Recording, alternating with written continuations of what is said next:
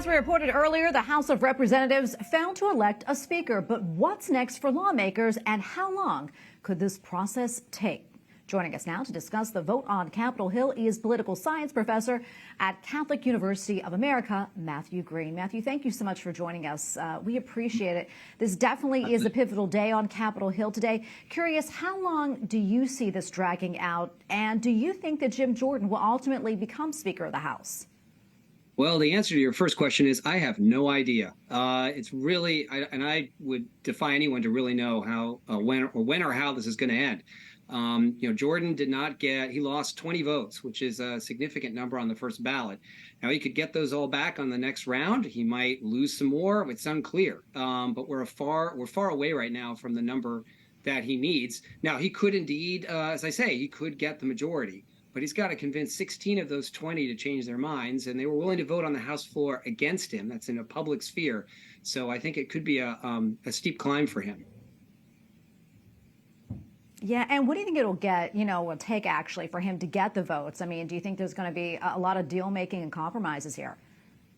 I think he's going to have to do some of that. And I know that, some of his supporters have said, we don't want to make side deals or deals behind closed doors. But the reality of legislative politics is you've got to do that. So, for example, some of those New Yorkers who are really concerned about tax issues, he may have to go to them. Some of the members of Appropriations Committee that voted against him, he's going to have to convince them that he'd protect their appropriations bills. Those are the kinds of things that he's going to have to do, I think, if he wants to be elected Speaker.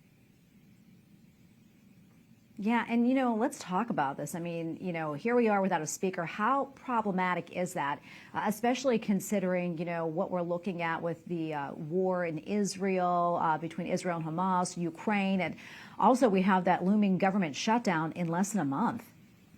That's right. So for the first week or so, I'd say, it wasn't a huge deal. The House could pick a new speaker, get back on track. We're now in week 3 of no real legislative activity in the House at all. And as you say, we've got the CR, the continuing resolution, is going to run out soon. There's issues about funding for Israel, funding for Ukraine.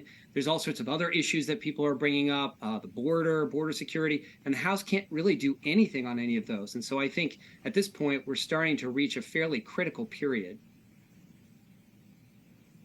Yeah, and there has been, some suggestion that Speaker pro tempore Patrick McHenry, that is, could be nominated temporarily while a long-term successor is determined. How likely do you think that is to happen, and how long could he be in place temporarily? I think the odds are still pretty low that Patrick McHenry would be given more powers, but I think the probability goes up every day that there's no speaker. Really, what the House Republicans are looking for is a kind of Paul Ryan, somebody that everybody more or less likes. He hasn't burned many bridges. There's a lot of respect for him. He's ideologically conservative.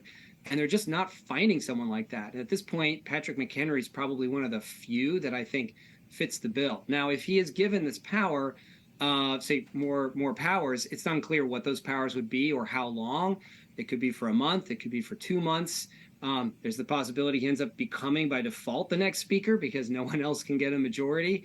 It's really unclear at this point, but I do think that the odds that he sort of becomes the speaker by default through a temporary granting of power is increasing. All right. Well, Matthew, thank you so much for weighing in. Always appreciate it. Thanks for having me.